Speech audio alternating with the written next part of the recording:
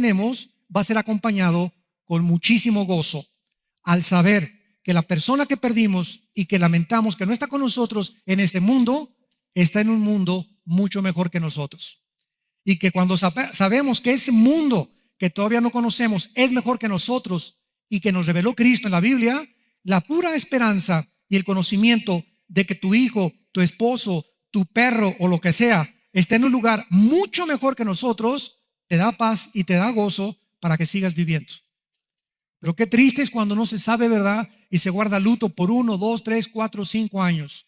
Esto es por la falta y la ignorancia que existe de la vida después de esta vida. Así que va a ser una conferencia, una serie maravillosa. Se los garantizo que nos va a llenar de mucho conocimiento acerca de qué hay después de esta vida. Abran sus Biblias en la primera carta a los Corintios, capítulo 15. Perdón, cuando dije tu perro, es que me adelanté. Muchas gentes me han dicho, Fido estará conmigo, hermano. Mi perrita Azucena estará conmigo en la otra vida, que se murió mi caballo, etcétera, etcétera. Lo único que les puedo adelantar es que va a haber animales. No sé si va a ser tu perro. Pero los sentimientos que vamos a tener en la otra vida, imagínense ustedes, estar en la otra vida y no poder disfrutar la otra vida porque no está Fido o Azucenita contigo, tu gatita, ¿verdad? Entonces eso no puede existir.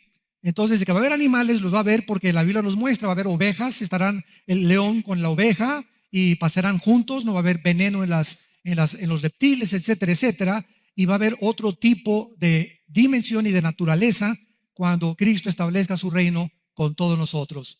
Muy bien, en 1 Corintios capítulo 15, versículo 35 en adelante, a Pablo le hicieron una pregunta que le dio lugar a esta revelación.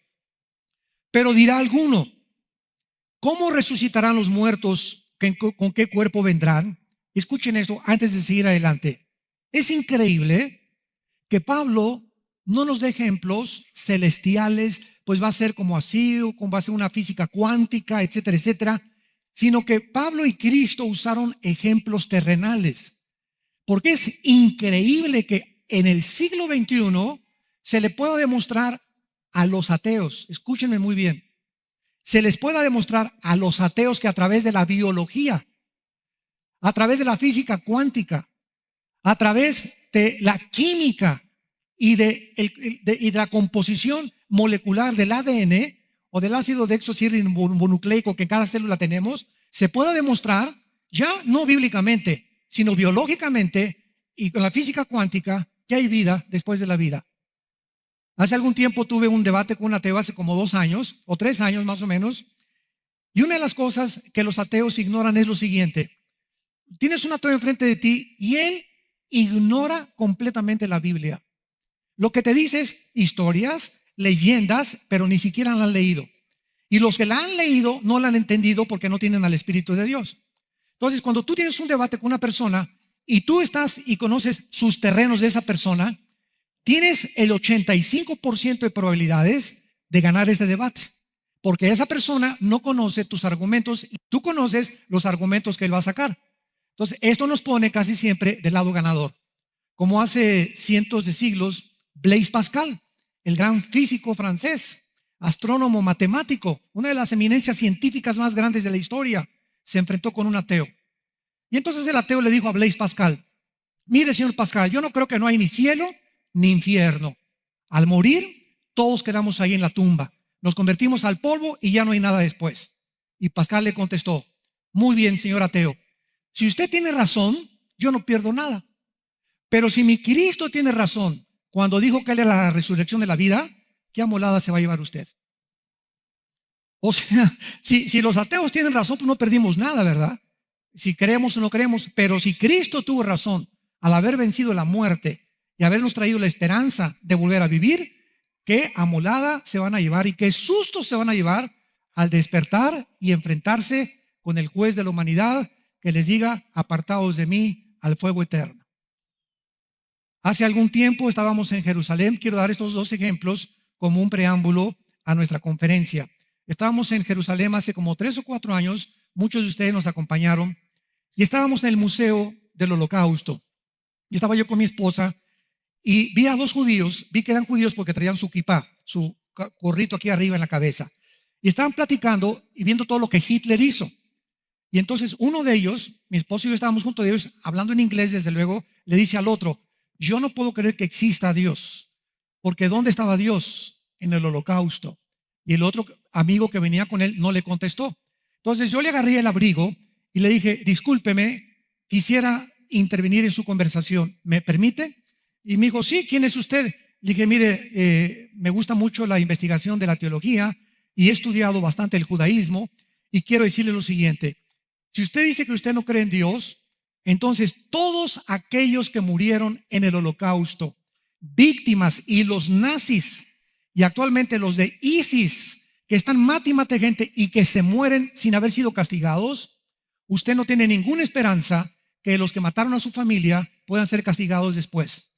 Pero si usted cree en Dios, que es un Dios justo, entonces Dios tiene que castigar aún después de esta vida a los que en esta vida no fueron castigados.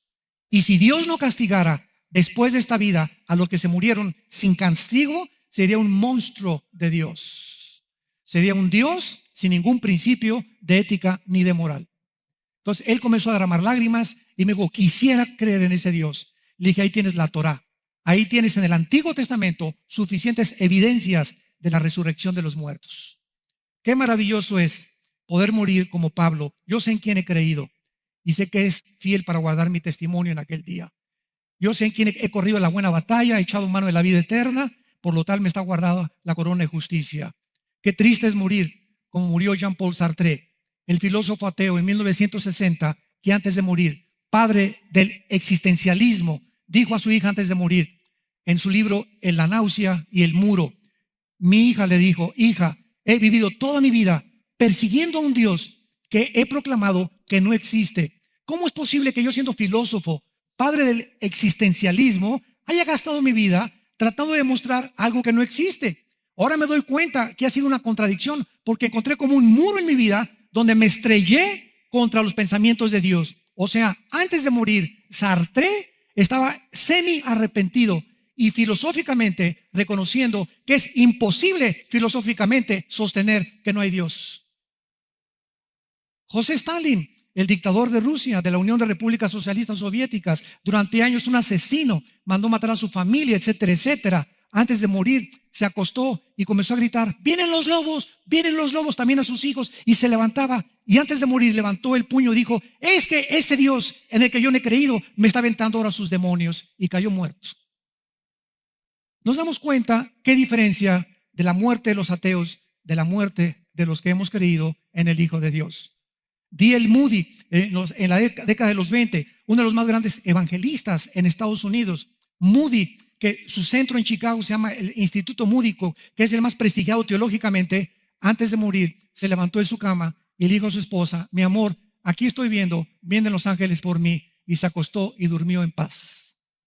¿Qué diferencia a lobos o ángeles, a demonios que vengan por ti, o a los ángeles de Dios que nos lleven a descansar eternamente con nuestro Creador? Y tú tienes esta vida y esta oportunidad de entregarle tu vida a Jesucristo y asegurarte, tal vez hoy en la noche, muchos de ustedes, Dios les ha hablado por última vez. Y Dios te ha traído esta conferencia para que comiences a preparar tu alma para encontrarte con tu Dios por toda la eternidad.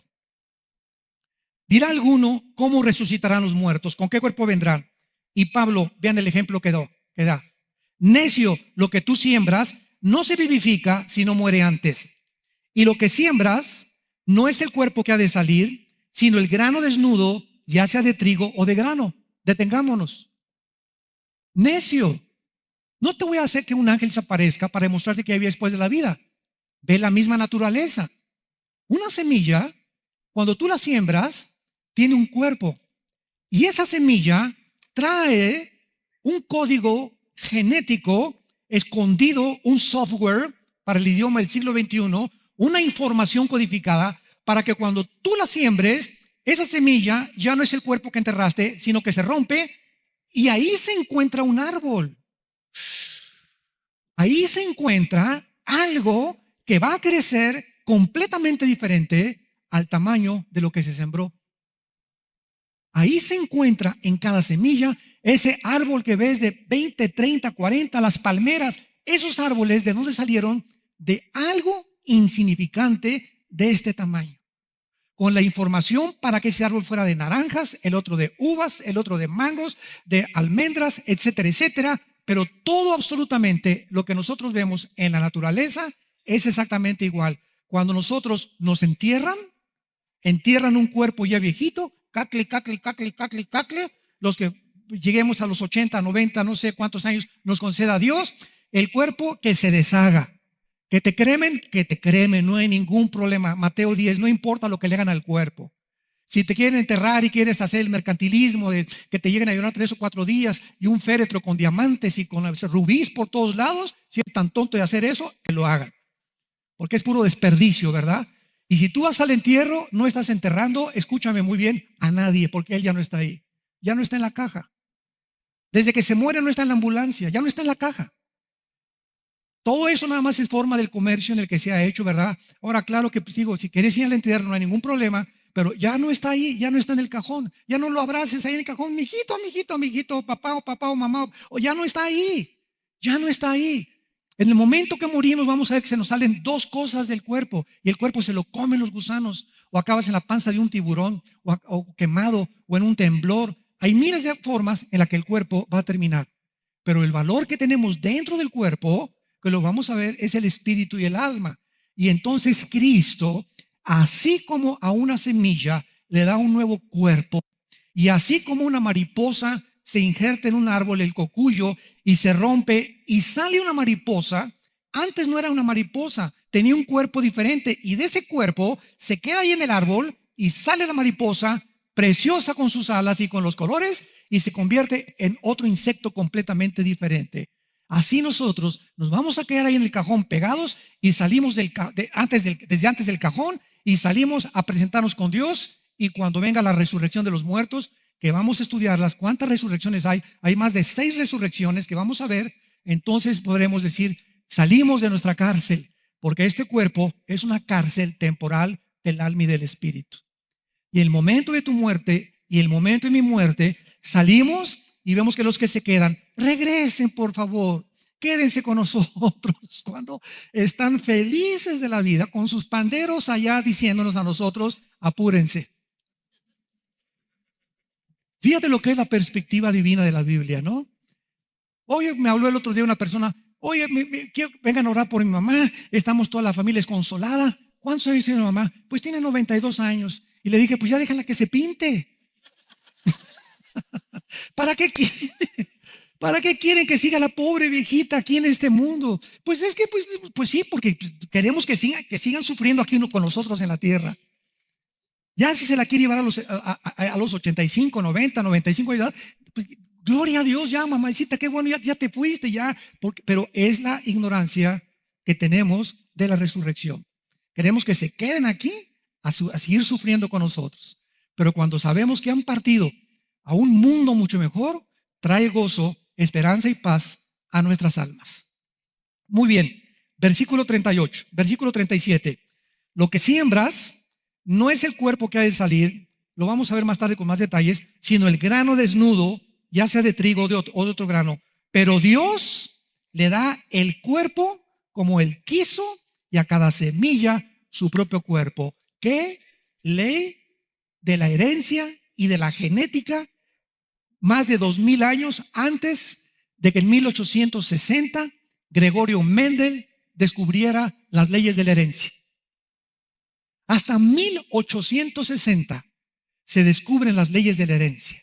Y la Biblia, 2000 años antes y 4000 años antes de nosotros, en Génesis 1, del 11 al 12, la Biblia dice, Dios le dijo a la semilla de uva, tú vas a producir uvas y voy a programar dentro de ti este software, dijo Dios, para que cuando nazca la uva salga así, moradita o anaranjadita, con las vitaminas y los minerales que los seres humanos van a necesitar. A la papaya, a las semillas de papaya no producen uvas, producen papayas. Las naranjas producen naranjas. Las de manzanas, manzanas. Todas las frutas tienen un código genético hereditario, y el cuerpo de la manzana, el cuerpo de la uva, el cuerpo del mango, el cuerpo de la papaya, de la sandía y del melón, todas son absolutamente diferentes. Y a todas las frutas Dios les dio ese cuerpo.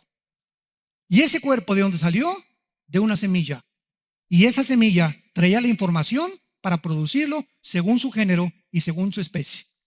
A los changos les dio la cara de changos, a los rinocerontes el cuerno, a las jirafas el cuello, a los tiburones lo que tiene las escamas y el sistema branquial de los peces, a nosotros para nuestro hábitat, a las cabras para poder sobrevivir en el monte, a las aves para que pudieran volar, que jamás hemos podido nosotros imitar a las aves. Dios le dio cuerpos a todas las cosas que existimos. Entonces, ¿de qué nos sorprende, como lo vamos a ver, que cuando muramos, Dios tiene el poder de darnos otro cuerpo? Y va a ser un cuerpo que no se va a parecer a John Travolta, ni a Madonna, ni a Tom Cruise, ¿verdad? Ni al más grande personaje, ni a Miss Universo. No se imaginan cómo vamos a ver en este estudio, cómo los detalles de cómo va a ser nuestro cuerpo. Vamos a llevar calma. Versículo 38, Dios le dio el cuerpo que quiso y a cada semilla su propio cuerpo. No toda carne es la misma carne. Escuchen, una es la de los hombres, otro cuerpo es el de las bestias, otro el de los peces y otra de las aves. El cuerpo del hombre fue diseñado para vivir no debajo del mar, ni en el aire, ni en la luna. Que andan hasta ahorita comprando boletos para pasar la luna de miel en la luna. Aunque me lo regales, prefiero la Riviera Maya. Qué tontería, ¿verdad? No vas a poder ni besar a tu esposa en la luna. Pero así es el hombre de loco, ¿verdad? Entonces, el cuerpo que nos dio Dios es para esta tierra, para este mundo, no para Marte, ni para la luna, ni mucho menos. Y esto es increíble. Porque en Hechos 17, cuando Pablo se enfrentó a los griegos, a los filósofos griegos del año 150 antes de Cristo, en el Areópago, en Atenas, dice la Biblia que cuando Pablo entró a Atenas, los griegos tenían una estatua que le pusieron al Dios desconocido. Escuchen esto, Sócrates, Aristóteles, Platón creían en Dios. Y no me digas, señor ateo, si hay alguien que nos escucha, que eres más inteligente y mejor filósofo que los filósofos de la época de oro de la filosofía griega. Porque ellos, los filósofos de la época de oro de la filosofía, siguiendo la lógica, concluyeron que existía Dios. ¿Qué lógica siguieron? Escuchen esto. Dijo Sócrates, pienso, luego existo, luego vivo. Vivo, tiene que haber una causa. Esta causa no está en mí. Esta causa trasciende mi persona. Esta causa, llámale como quieras. Unos que la fuerza, otros que Dios, otros que etcétera, etcétera. Pero tiene que haber alguien que inició el universo y que inició la vida. Porque si yo me enfrento a un ateo y me dice, es que yo creo en Darwin y que de la nada surgió algo, le contesto, la materia no produce el pensamiento. Jesús, María y el burrito que los acompaña. Si bien vamos a aceptar que la materia se produjo de una forma accidental y el pensamiento y la conciencia, ¿quién la produjo? Y si fue toda una explosión, como dicen los ateos, que así comenzó el universo, ¿quién produjo esa chispa? Porque toda causa tiene un efecto si seguimos las leyes de la física. ¿Quién produjo esa chispa? Y de la nada nunca produce nada. De la nada nunca hay nada. Entonces, esa es la razón por la cual filosóficamente el ateísmo es insostenible tanto física como científica como filosóficamente.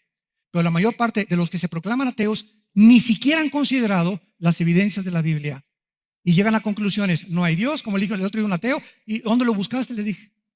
Es que mi maestro en la universidad, pues eres de las personas que oyen rumores, oyen chismes, oyen esto y crees todo lo que te dicen, sin que tú personalmente verifiques si la información que te han dado es verdad. Entonces, si tú me dices que eres ateo, te digo que eres omnisciente. ¿Qué significa esto? Que todo lo sabes. Porque al decirme no hay Dios, significa que ya conoces toda la física, toda la biología, toda la teología, toda la ciencia, toda la química, y después de conocer todo y el universo ya saliste y lo buscaste allá en las otras galaxias y regresas acá, pues no encontré a Dios. Como Gagarin, el piloto ruso, cuando lanzaron el primer satélite de los rusos, dijo, no encuentro a Dios. Y cuando regresó a la tierra le contestaron, es que Dios no está presente, Dios está en el corazón de cada persona que le ha aceptado. Y si lo quieres encontrar, lo buscarás y lo encontrarás porque lo buscarás con todo tu corazón. Entonces, Alberto Einstein, En 1944, escuchen esto, lo que dijo el científico físico matemático considerado el más grande, con el coeficiente intelectual más grande del siglo XX. Einstein dijo, la conquista del espacio es imposible. Se lo dijo al presidente Roosevelt de Estados Unidos. El presidente Roosevelt le preguntó y le dijo, ¿por qué? Y Einstein contestó, por la velocidad y por el tiempo. Y entonces escribió su fórmula E igual a mc al cuadrado. La energía es igual a la masa multiplicada al cuadrado por el tiempo, determinando que el tiempo no existe, que el tiempo es relativo, y que si alguien, dijo Einstein, si alguien sale de la Tierra y se va más allá de la Luna, en el espacio, si tú te vas a la velocidad, suponiendo que vamos a la velocidad de la luz, 300,000 kilómetros por segundo, y llegamos a Plutón y te llevas un reloj, tu reloj se detiene. Tu reloj se detiene inmediatamente, no porque se descomponga, sino porque el tiempo dejó de transcurrir. Esto es impresionante físicamente. Entonces, aunque vayamos a la velocidad de la luz, no llegaríamos ni a Marte, porque cuando regresáramos, aquí pasaron 20 años, ya pasaron 5 años. Tu esposa sería una viejita y tú seguirías teniendo 30 años de edad. Y en segundo lugar, la velocidad. Ninguna nave, por más rápido que vaya, se desharía, porque se desintegraría al salir y al regresar a la atmósfera terrestre. Y eso fue hace más de 65 años cuando Einstein proclamó esto. Pablo en Hechos 17 a los griegos les dijo, el Dios que hizo el cielo y las estrellas ha determinado que vivamos en este mundo y nos puso en este mundo y de una sangre hizo a todos los seres humanos para que habitemos sobre la faz de la tierra, no en la luna, no en Marte, no en Júpiter. Qué impresionante que los sueños de conquistar el espacio nunca se van a poder realizar. El otro día que fui a ver la película La Guerra de las Galaxias, la última, salí pensando y le dije a mi esposa, esta película solo me dice algo, aunque llegáramos a, existiendo la posibilidad de que llegáramos a conquistar como la Guerra de las Galaxias, mundo contra mundo, universo contra universo, siempre veremos la lucha entre el bien y entre el mal. ¿Qué es la Guerra de las Galaxias? Los malos contra los buenos, siempre en todo lo que tú veas. Galaxias ocupadas por extraterrestres contra unos que se rebelan y siempre encontramos este conflicto. Y si es así, la muerte de Cristo fue un desperdicio, porque tendría que morir Cristo por otras personas que murieron en otros universos. Jesús, María y José. Versículo 40. Y hay cuerpos celestiales, los ángeles. ¿Cómo son los cuerpos de los ángeles? La Biblia nos los dice. Cuando Cristo resucita, ¿qué cuerpo tenía Jesús? Era un cuerpo que estaban todos los discípulos juntos orando y Tomás, no, a mí no me vengan con que Nostradamus y que Walter Mercado y que a mí no me vengan con cosas de, yo hasta que no vea a Cristo y mis dedos los ponga en sus manos y meta mis manos en el costado donde la lanza del centurión lo atravesó de lado a lado y salió, dice el apóstol Juan, una gota de sangre mezclada con agua, hasta que yo no haga esto, no creeré que Él resucitó. Y en eso Cristo entra al cuarto que tenían como con 5 llaves, porque estaban asustadísimos que los romanos pudieran continuar con esta persecución para crucificarlos a ellos, y Cristo atraviesa las paredes. Y ven el fenómeno que sucedió. Cristo se aparece y le dice, Tommy boy, come here, ven para acá, Tommy.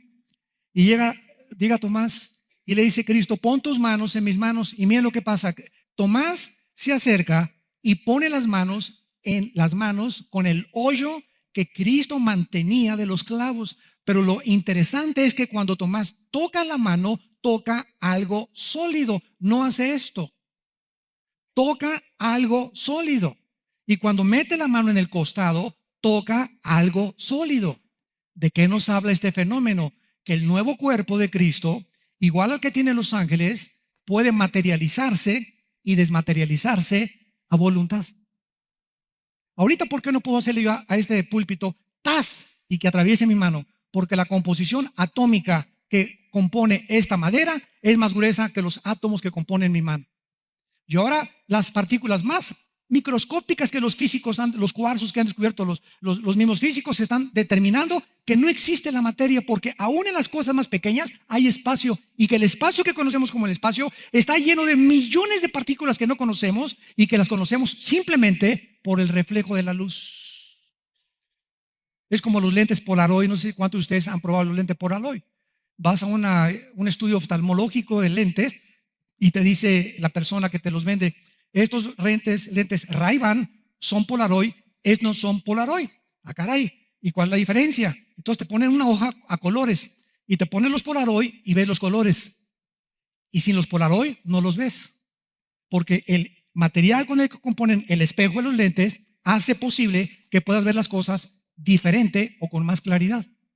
Así es exactamente en el mundo espiritual también. Entonces, los cuerpos de los ángeles, el cuerpo de Cristo, se pudo atravesar las paredes. La composición química del cuerpo de Cristo ya no estaba sujeta a las leyes físicas y a las 4 dimensiones en que vivimos. Todos sabemos que vivimos en 4 dimensiones, ¿verdad? Alto, bajo, ancho, y la 4ª dimensión la descubrió Einstein, el tiempo.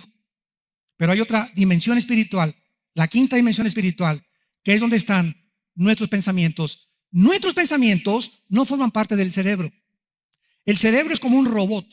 El cerebro no produce los pensamientos.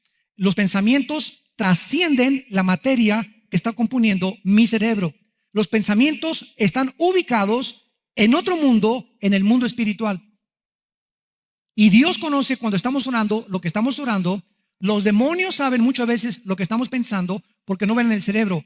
El pensamiento trasciende el mundo espiritual. Y cuando oramos, algo rompe las 4 dimensiones, entra a la eternidad y alcanza el trono de Dios.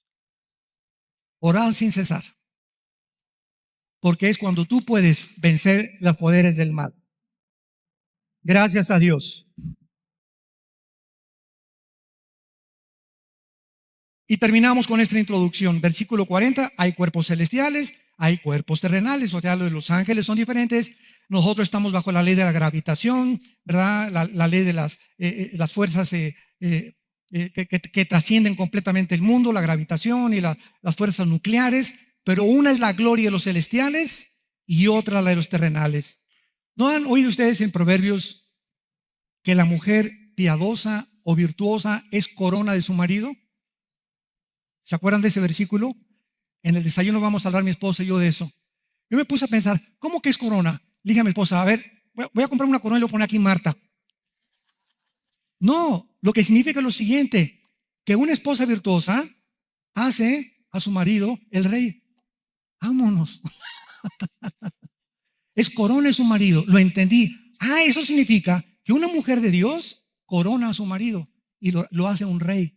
Tú eres el que mandas, mi amor. A ti Dios te dio la responsabilidad de ser el jefe de la casa, el sacerdote. Nosotros, yo me someto a ti, no porque lo merezcas ni por la cara de gallo que tengas, sino simplemente porque quiero obedecer al que está arriba de ti y arriba de mí.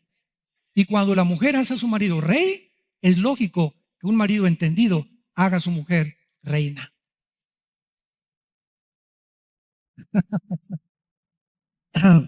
Muy bien.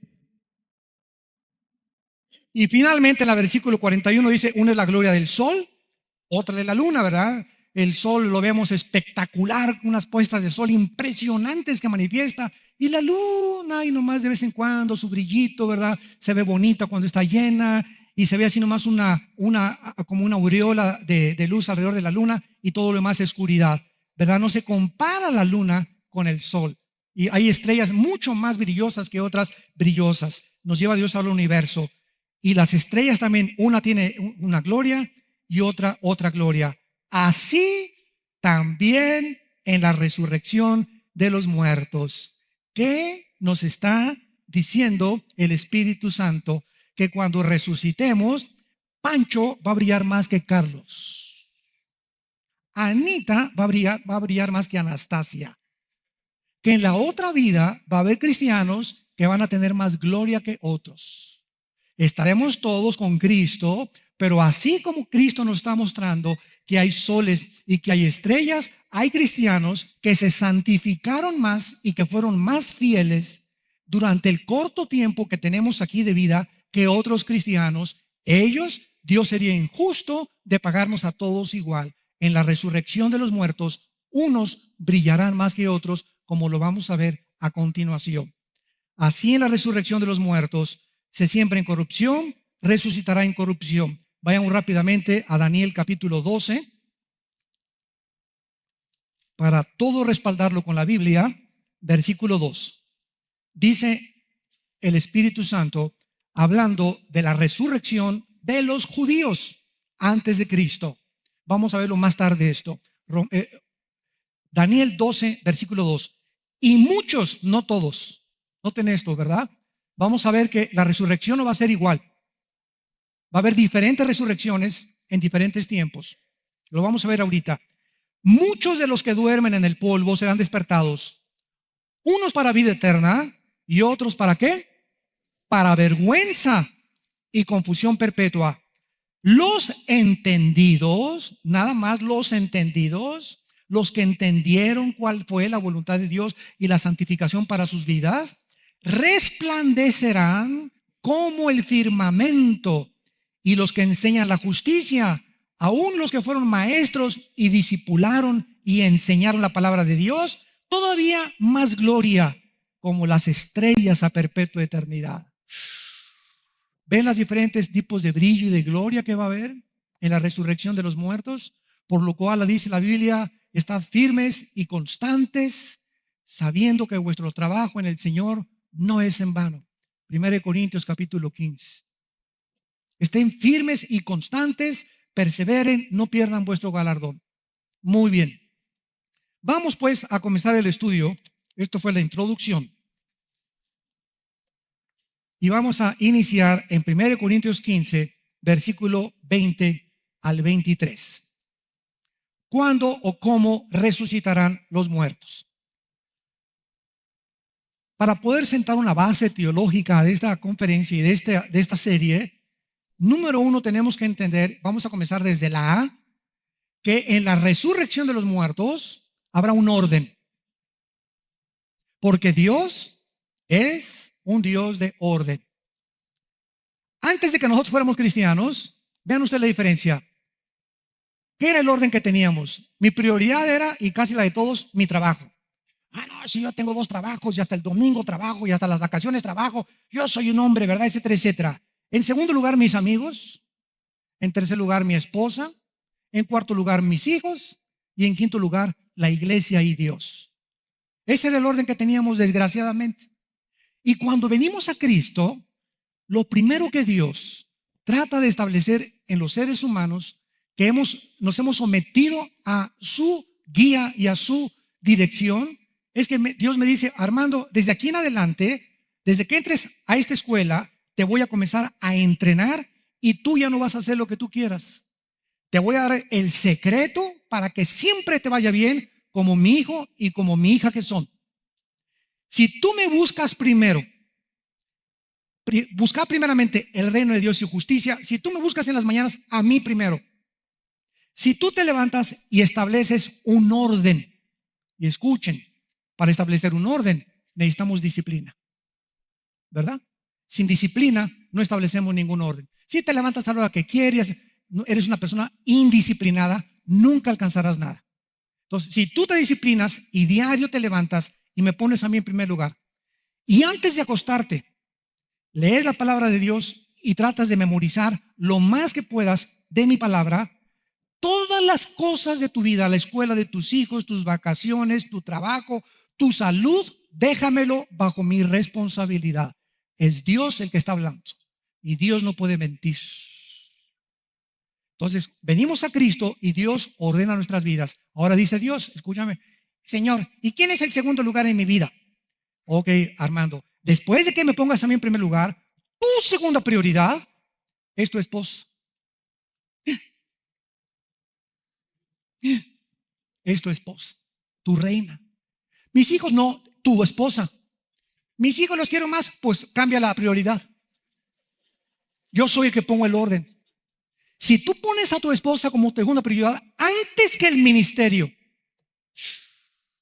antes que tus viajes, antes que tu trabajo, antes que cualquier cosa, tu esposa tiene la prioridad, estás comenzando a ordenar tu vida. En tercer lugar, mi trabajo, tus hijos en tercer lugar.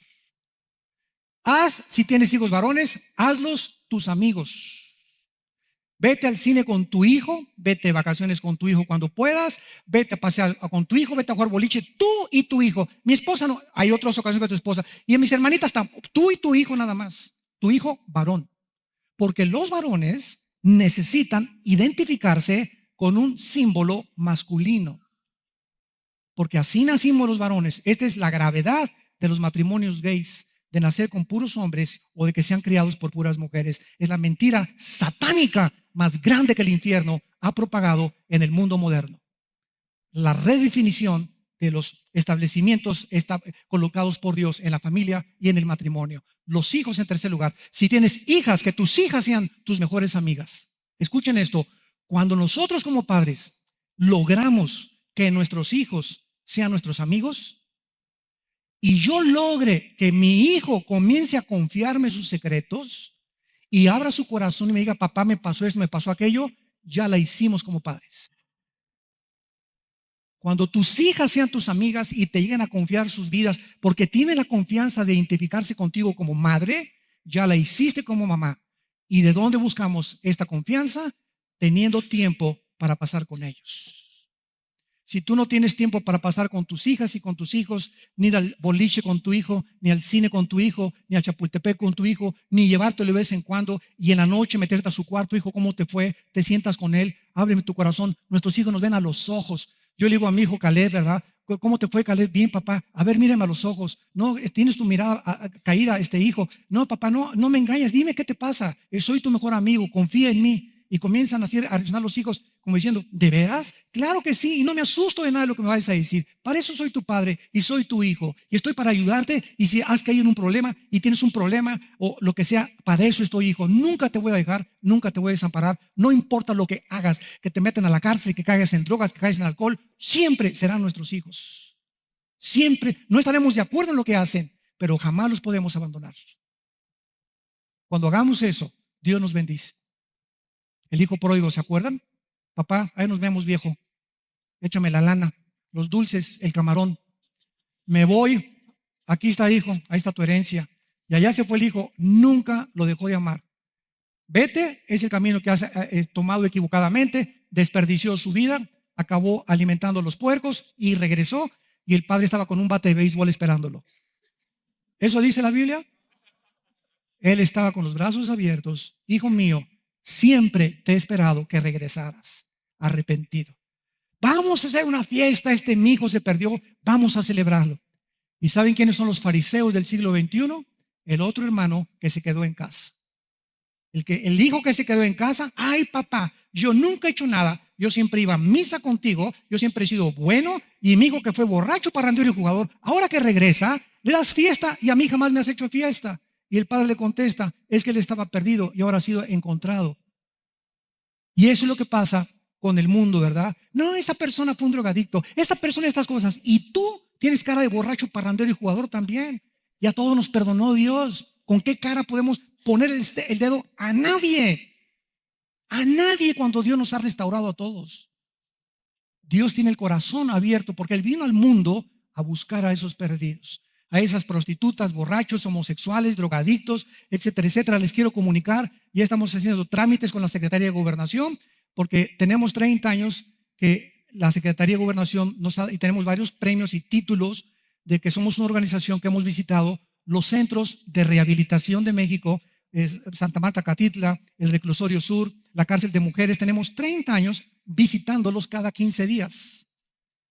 Y el gobierno ha reconocido que los centros de rehabilitación no rehabilitan a nadie. Y desde 1983 que iniciamos este ministerio, nunca nos han dejado entrar a la cárcel del Altiplano, de Almoloya de Juárez, de donde saliste tú. No nos han dejado entrar ahí. Ha estado restringido. Y parece ser que en este gobierno se van a comenzar a abrir las puertas. Desde luego, ¿verdad? Creo que la integridad con la que nos hemos manejado en 35 años nos va a ayudar para que se den cuenta, ¿verdad?, que realmente tenemos fruto de gente drogadicta, expresidiarios que han rehabilitado su vida y muchos de ustedes, no doy sus nombres, están en esta iglesia. Entonces, oren porque queremos visitar al Chapo. Estoy hablando en serio, ¿eh?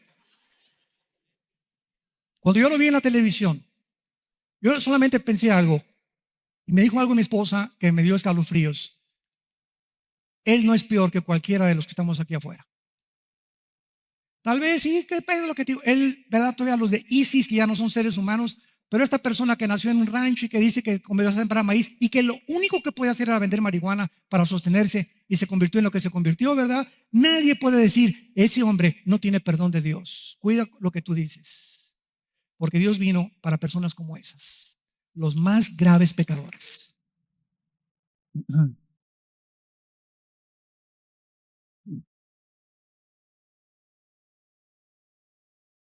Corintios 15, del 20 al 23. Mas ahora Cristo ha resucitado de los muertos, primicias, o sea, primicia significa los primeros frutos. Cristo es el primer fruto de los que durmieron es hecho. Nos detenemos ahí. Cristo es la primera persona en la historia que ha muerto y ha resucitado para no volver a morir. En el Antiguo Testamento hubo resurrecciones, pero volvieron a morir. Lázaro lo resucitó Cristo, Juan capítulo 11, pero volvió a morir Lázaro. Eran ejemplos nada más. Pero Cristo es las primicias, es el primer fruto, el único hombre desde Adán hasta nuestros días que resucitó de los muertos y no pudo volver a morir porque venció la muerte con su sangre. Se acabó y rompió la maldición de la muerte para con todos nosotros. Versículo 21. Porque cuanto la muerte entró por un hombre la resurrección de los muertos. Porque así como en Adán todos mueren, en Cristo todos serán vivificados. Pero cada uno en su debido orden. Número 1 fue Cristo. Él fue las primicias. Luego, nosotros, los que somos de Cristo, síganme con cuidado. Los que somos de Cristo desde Pentecostés. Antes de Pentecostés, nadie de los santos del Antiguo Testamento estaba en Cristo. Al venir el Espíritu Santo en Pentecostés, somos bautizados. Esto es lo que se llama el bautismo del Espíritu Santo. El Espíritu, Romanos capítulo 6, nos funde, nos amalgama en la persona de Cristo. Dice Efesios 5, somos partes de sus huesos y de su carne. Es un misterio que se llama el misterio de la iglesia.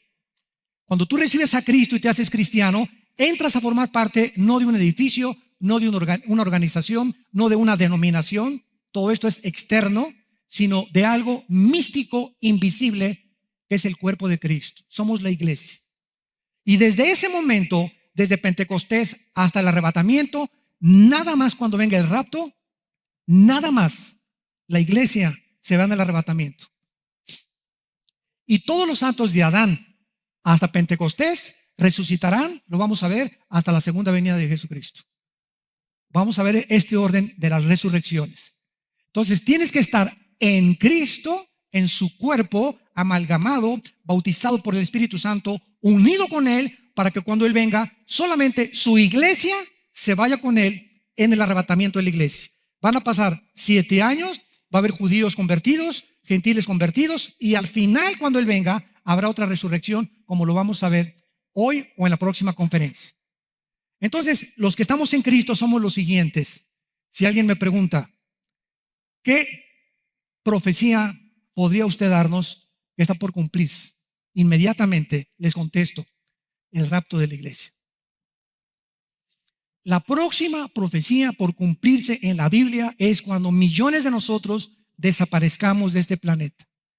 Y en un abrir y cerrar de ojos se queda mi saco, tus guaraches, nuestros anillos, nuestros collares, ahí se quedan donde se quedan o donde estés. Los bebés van a desaparecer de las cunas, aviones van a chocar porque los pilotos desaparecieron, habrá un congestionamiento de tráfico en las carreteras porque los choferes desaparecieron, en los hospitales miles de enfermos van a desaparecer, va a haber un caos internacional y la única respuesta que el mundo va a poder dar a los medios de comunicación es: se los llevaron los ovnis. No es coincidencia, muy buena risa, muy ad hoc. No es coincidencia que desde 1946 el fenómeno ovni se haya multiplicado en el siglo XXI, porque ahora he escuchado que las Naciones Unidas han establecido a una mujer hindú para encargarse de la investigación de los platillos voladores en las Naciones Unidas. El Vaticano ha establecido a 3 cardenales para formar un telescopio que se encuentra en el estado de Colorado, y el observatorio se llama Lucifer, para poder comunicarse y hacer contacto con los extraterrestres. Y cada vez aumenta más el fenómeno ovni. Cuando alguien me preguntó, ¿por qué los cristianos no creen en los ovnis? Dije, yo jamás he dicho que yo no creo en los ovnis. Me has malentendido. Nada más que no les llamamos ovnis, les llamamos ovis. ¿Por qué? Porque ovni es objeto volador no identificado. Y nosotros le llamamos objetos voladores identificados. No se puede negar ese fenómeno. Hay falsificaciones, desde luego, pero hay documentales y fotos que son reales, y pilotos que han tenido contacto y les ha descompuesto sus aparatos electrónicos y todo. Pero cuando venimos a la Biblia, Dios nos muestra en la Biblia que Satanás puede intervenir la materia y desmaterializarse también, y materializar la energía. Entonces, ¿quién se encuentra detrás del fenómeno ovni? No son marcianos, sí son extraterrestres, pero la Biblia les llama ángeles caídos, al servicio de Satanás, para crear confusión en el planeta Tierra y engañar a los que no quisieron aceptar el conocimiento de la verdad y creen que ellos van a venir y nos van a rescatar. Y estoy segurísimo que, independientemente que el anticristo va a ser un clon, porque tiene que ser un híbrido el anticristo para imitar el nacimiento de Jesús, el anticristo va a tener poderes extraterrestres otorgados por Satanás. El conflicto de Europa ahorita, la crisis económica de Europa tan grande que hay ahorita, donde millones de refugiados, 1,5 millones, Alemania abrió sus puertas, donde la gente está harta ya. ¿Por qué abrimos las puertas? Están violando a nuestras mujeres, etcétera, etcétera. Esta crisis en Europa que aparece, que no tiene solución, donde mientras continúe la guerra en el Medio Oriente, el éxodo de refugiados va a continuar. En 15 años Europa es un continente musulmán, porque ahorita por cada europeo nacen 8 musulmanes. Como conejas las musulmanes se reproducen. Por cada europeo 8 musulmanes se reproducen, porque los europeos ya no quieren tener hijos. En 15 años Europa es un continente musulmán. En esta crisis de pobreza, de economía, de refugiados, donde pleitos, guerras, ya no hay, Estados Unidos ya no defiende Europa, se quedan aislados, se tienen que unir con Rusia, se tienen que unir con China, etcétera, etcétera. Es aquí mismo donde surgen los anticristos, los líderes como Adolfo Hitler. Después de la Segunda Guerra Mundial, Alemania se encontraba hecha a pedazos. Llega Hitler, saca a los comunistas de Alemania, acaba con la mala economía, crea la Volkswagen, hace miles de empleos y se levanta Alemania. Hi Hitler, tú eres el hombre que estábamos esperando. No importa tu moral, no importa nada, solamente levanta la economía. Y así el anticristo hará que el mundo caiga de rodillas ante él por las soluciones extra sobrenaturales que va a implantar en Europa y en el Medio Oriente, uniendo el Medio Oriente con Europa, cosa que hasta ahorita nadie ha podido lograr. La paz entre los árabes y los judíos. El anticristo lo logrará. Y el mundo se rendirá a sus pies, pero nosotros ya no estamos aquí. ¿Estás tú preparado para encontrarte con Dios? Prepárate desde esta mañana. Oremos. Señor, te damos gracias por la firme esperanza a la que nos has llamado, en la cual estamos firmes.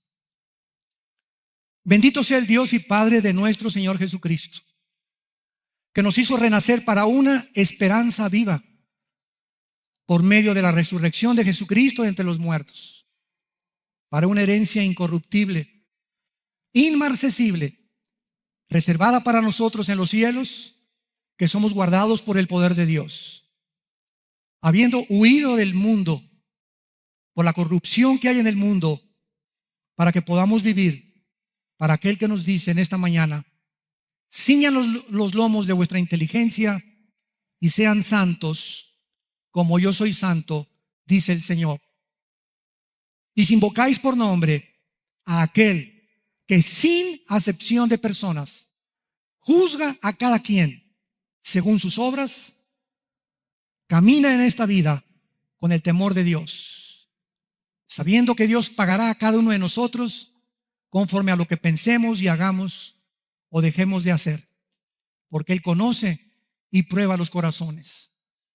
Te damos gracias, Jesús, por haber dado tu vida en una cruz en nuestro lugar. Te bendecimos, Jesús, porque eres nuestra esperanza viva, y por el hecho de que si tú vives, nosotros también viviremos contigo y reinaremos contigo. En esta mañana hay muchos de ustedes que nos ven por la televisión y a través de las redes sociales. Les invitamos a que vengan a la cruz. No te invito a ninguna religión, a ninguna ideología terrenal o mundana. Te invito a que vengas a conocer de una forma personal y relacionarte con alguien que hace 2000 años venció la muerte y que se llama Jesucristo. Ven a Jesús, ven a la cruz y dile estas palabras con todo tu corazón. Señor mío y Dios mío, perdona mi vida pasada, perdona mis pecados, porque creo que en esa cruz tú diste tu vida en mi lugar, y con tu sangre preciosa en este instante me limpias de todas mis maldades. Te invito como mi Señor y mi Salvador. Creo que a los 3 días te levantaste de la tumba, venciste la muerte para decirme que si yo creo en ti, viviré contigo eternamente también. Te doy gracias por este perdón y el poder del Espíritu Santo que me das para vivir ahora una vida de victoria en victoria, en el nombre de tu Hijo, Jesucristo, mi Señor y mi Salvador. Amén.